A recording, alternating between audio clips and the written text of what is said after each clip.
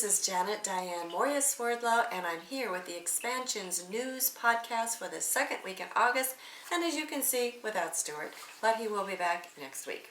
So, because we are without Stuart, I do have a shorter podcast for you today, so we'll just jump right in.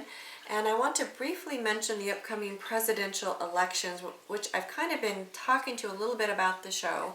So I just didn't want to have you miss out on anything. And right now the show is about GOP strategists are getting ready to ditch Trump for supposedly the down ticket. So we'll see what happens. Because as you know, there have been all kinds of ups and downs, but you always have to remember that both Trump and Hillary are still on the same team. They're still related. That's not going to go away. They're cousins, and they're also related to the Queen. And you might also have noticed that recently they put out about Trump's sister, who is the older sister, and her political pulls. So watch for that possibly to become a little bit bigger in the news. There have also been allegations of hiring people to fill seats at the conventions and the rallies. Melania's nude pictures are all over. Her illegal immigration status is all over the place. They're talking about Hillary having seizures. There's continuing to be bullying and infighting, accusations of murder, and as I said, the show just has everything except positive things. So there's no respect for people going on out there. There's no respect for the process that's happening. And in my opinion, they're setting the American people up to be so disgusted with the leadership that maybe they will revolt, or they might accept different leadership. And as you all know, right now Putin is playing to be the good guy, and as I was told as a child, that one day the communists, which of course are not communists anymore, the Soviets, they're not Soviets anymore, they're just Russians, but the Russians would take over without ever firing a shot. And right now they're setting the American people up to say, wow, anything is better than this. So see what happens as we get closer to the election, because in my opinion the show is going to get bigger and badder before it gets better.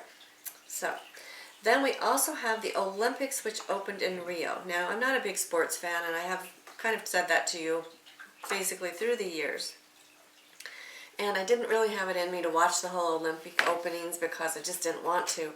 However, as I was kind of scrolling through the internet afterwards, if you look down on the image of the arena itself, in my opinion, it looks like either a giant mouth with a tongue or possibly a vagina. I'm not sure which one it is, but as you know, the symbolism is always there. You just have to look for it, and you need to take the time to interpret it.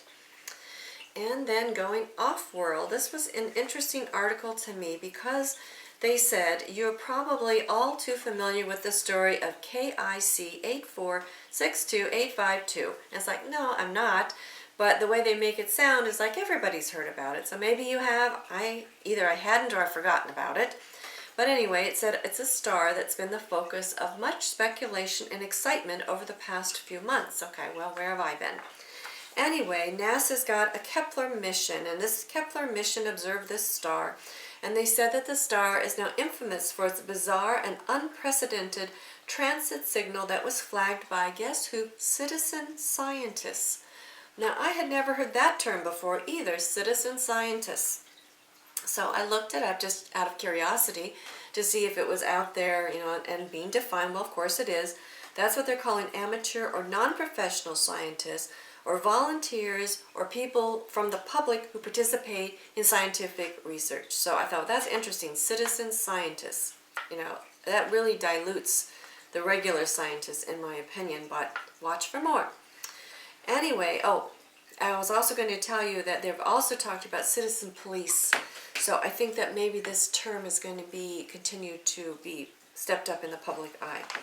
Now anyway, this new research of this star has shown that the overall brightness of the star, which is unofficially named Tabby's star after the astronomer who discovered it, the astronomer who discovered the peculiar signal, that the light has been decreasing, which poses a new and confusing problem for astronomers who are trying to understand what's happening.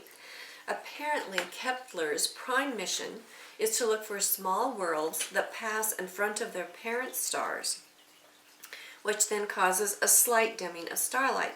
However, there was a whopping 20% of dimming of the starlight, and so they said, oh, what's going on here?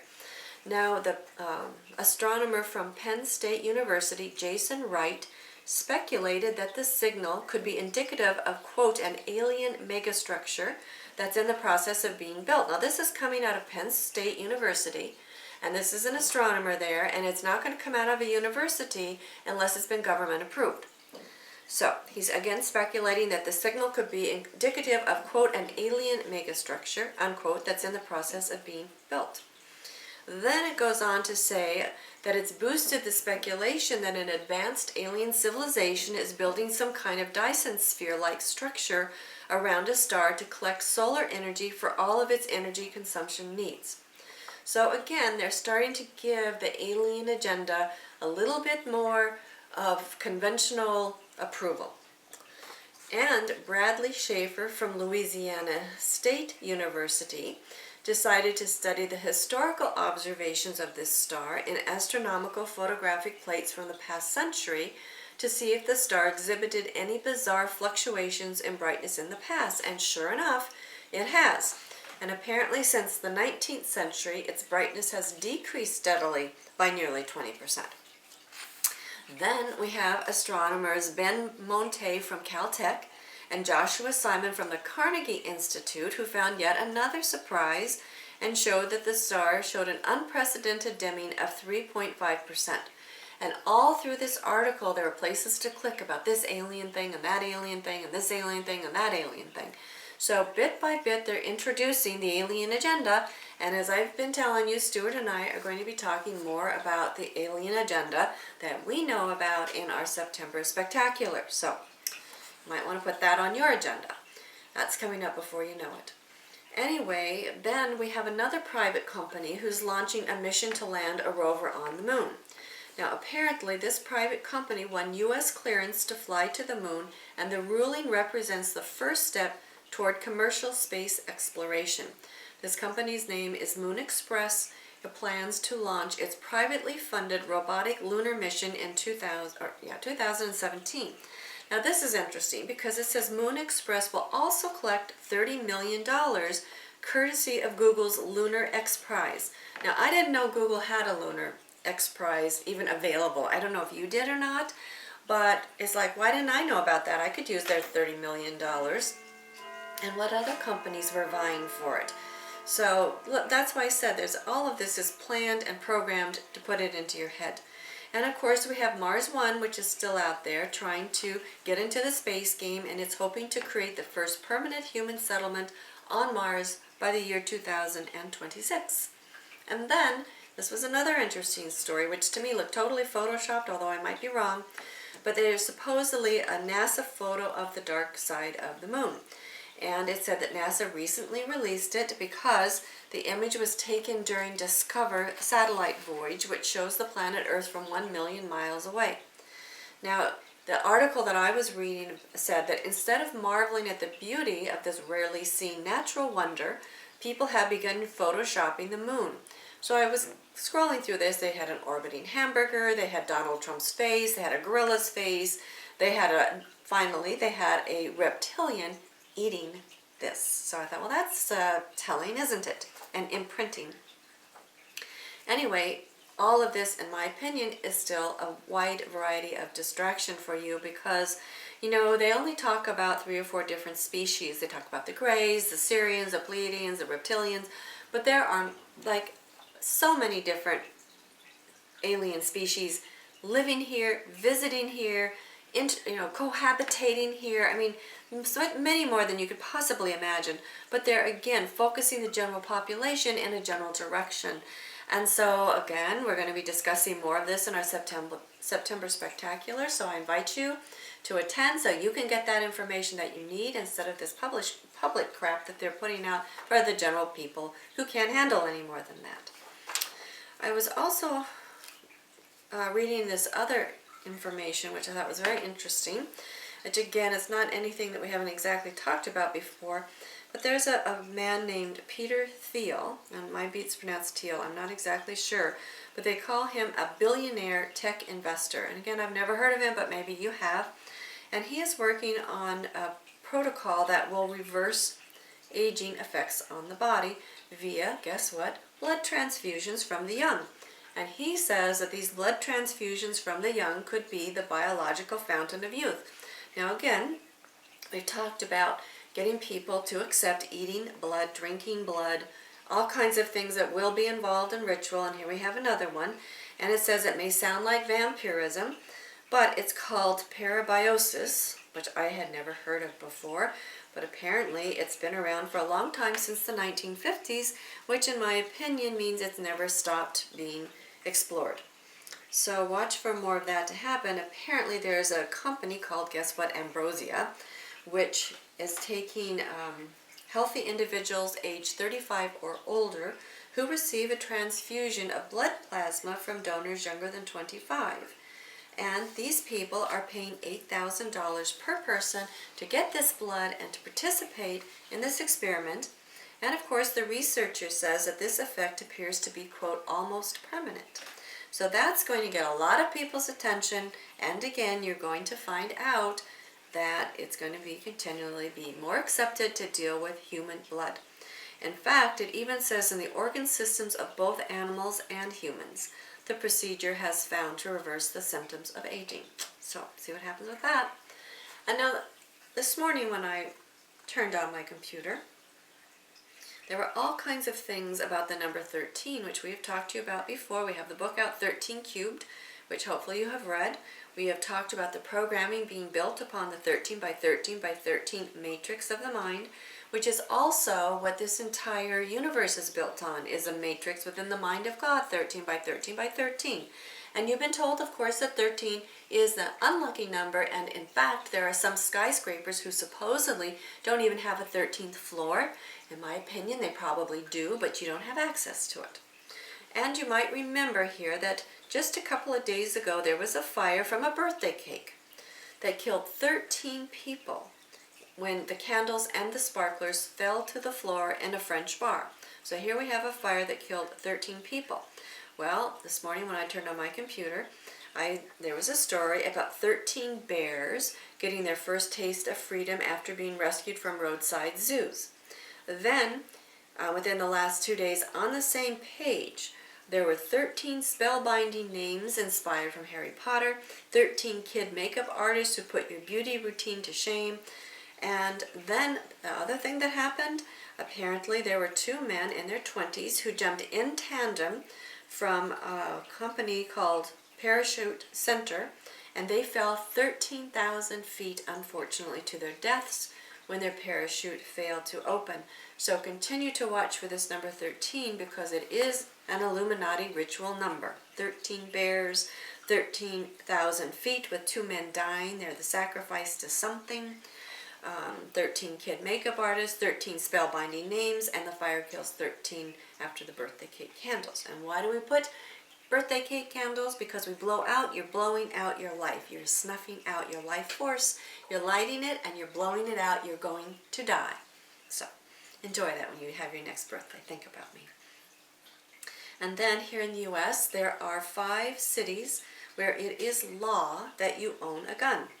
One is in Kennesaw, Georgia. In 1982, a law was passed requiring the heads of households to own at least 1 firearm. In Nelson, Georgia, they unanimously passed an ordinance making gun ownership mandatory in 2013. In Nucla, Colorado, of all places, the first city to mandate gun ownership in Colorado. They only have 700 people, but in 2013 they passed what they call the Home Protection Ordinance. And then we have the city number 4 is Gun Barrel City in Texas. The city's motto is, quote, "We shoot straight with you," unquote. And in Virgin, Utah, in 2000, the city council passed an ordinance making firearm ownership mandatory. So, the gun debate is here to stay. Now, I had a few people sending me this story on Facebook, so I wasn't going to report on it because I've kind of reported around it before, but now I'm going to report on it because people are sending me this story and they want my comments. So it's about the after-school Satan clubs, which could be coming to your kids' elementary school soon. Apparently, the Satanic Temple does not espouse a belief in the existence of a supernatural being that other religions identify solemnly as Satan or Lucifer or even Beelzebub. It rejects all forms of supernaturalism and is committed to the view that scientific rationality provides the best measure of reality. So what they're telling you is because they don't believe in it, they want the separation of church and state, and they don't want to have Christian clubs in school. So if you have Christian clubs and after-school programs, you should be able to allow their religion, which is satanic. So they have proposed a curriculum which includes a healthful snack, literature lesson, creative learning activities, a science lesson, puzzle solving, and an art project. And each child will get a membership card and must have a signed parental permission slip to attend. The founder, or the person who's promoting this, I will say, I only took his last name, so I can't give you his first name, but anyway, it says on the article, according to Mesner, who goes by the professional name of Lucien Greaves, Satan is just a metaphorical construct intended to represent the rejection of all forms of tyranny over the human mind. The Satanic Temple's Utah chapter head, who goes by the name of Chalice Blythe, says, quote, "We think it's important for kids to be able to see multiple points of view, to reason things through, to have empathy and feelings of benevolence for their fellow human beings," unquote. So, if they get this going in schools, remember, just the fact that they're talking about it is putting the frequency into society. It is imprinting people with it, and all these young minds are going to be hearing this talk about Satan and satanic and this and that. So, and outside of the normal church venue. So there will be parents, most likely, who will send their kids to these kind of things because they think that it's cool or it's different or whatever. And so the frequency is imprinted and starts to open. Last week, not this week, was called World Breastfeeding Week. And I thought, really? The reason I'm bringing this out, because their goal is to normalize breastfeeding. It's like, how can you normalize something that is already normal? To me, this is just totally bizarro. And I told you before that I breastfed my children 20-some years ago, and there was never an issue about breastfeeding. People are making it an issue. So why? One is because they want to expose the female breast and make that normal, and also because it's going to be part of New World religion and ritual. And also, I'm just going to give you a hint that we're going to talk about has something also to do with beehives. So, when you have a chance at our September Spectacular, we will be explaining this in more detail. But really, you cannot normalize breastfeeding. It is already normal. And then they said that it's a key to sustainable development. Well, really? Because poor people have always breastfed. It's the only way that they can feed their babies. So yes, it is a key to sustainable development, but it's normal. So you can't normalize something that's already normal. So please ignore that, because what you put energy into grows. And speaking of growing, I have been telling you that after that they made it publicly acceptable for women to be naked, then they were going to work on the men, that it's publicly acceptable for them to be naked. So here we go. A couple of people on my Facebook page sent me these articles. So one was Orlando Bloom was fully in bloom and fully naked on vacation with Katy Perry. And then we have Draymond Green, and Green, remember, is a programming term for go. Draymond Green apologized for his penis picture, which he says he pushed the wrong button and it just showed up on Snapchat. I don't know how it got there. So again, here we have it as exactly what I told you was happening. They're making first the women naked, and then the men naked, and you're going to have sex all over the place in public, and it's all going to be acceptable. And if you don't think it's acceptable, you're going to be the odd person out. So anyway, like I said, society is getting stranger and stranger, and it's your choice what you want to participate in. And I highly suggest that you get yourself here for our September Spectacular, which will be the middle of September. Because in our September Spectacular, we're going to be teaching you about these things, we're going to give you deeper information, and we're going to be talking to you about not participating. You can be in this world and not of the world. You can learn about what's going on, you can observe it, but the only way you can ever change the world is to change yourself. Not by getting out there and rioting or protesting or throwing things or screaming, or they're saying, oh, this person's so wonderful because she was a woman and she's being harassed and she's standing up and screaming in the bus. you're just adding. Don't add to this show that they're trying to get you involved in. It's ridiculous. Anyway, the September Spectacular is coming up. Stuart will be in Europe at the end of September into October, and then he'll be returning again October, November. January, please remember, is our Hyperspace Oversoul class. That's our most in-depth one of the entire year. September 1, we have more current information. January, we're going to go over all the basics. Be sure you have that. Prepare you for our Oversoul Mastermind group if that's something that you want to be a part of. January class is mandatory for that. September Spectacular is going to be spectacular. As I said, the research we've been collecting over this past year is incredible. And I want to remind you, Hyperspace Plus is out if you don't have yours yet. A lot of people are talking to us about the shipping and handling fees. I'm really sorry about this because to send a book overseas, one book now is like $35 US, which is really ridiculous. And in my opinion, that's because they want to get you to use electronic formats.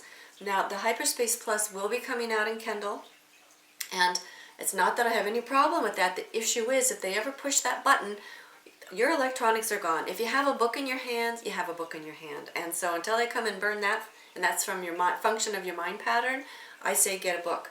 We're doing our best to perhaps find distributors or publishers over there who will publish it in English. So again, my apologies for the costs of sending the books overseas. We were charging $26, which I thought was really terrible. The last time I went to the post office and I had, about 10 orders go out, and they range from 32 to 36. So that was, let's say 4 times 10, that's like $40, $50 that I spent out of my own pocket to get you your books. So we can't, unfortunately, subsidize the shipping.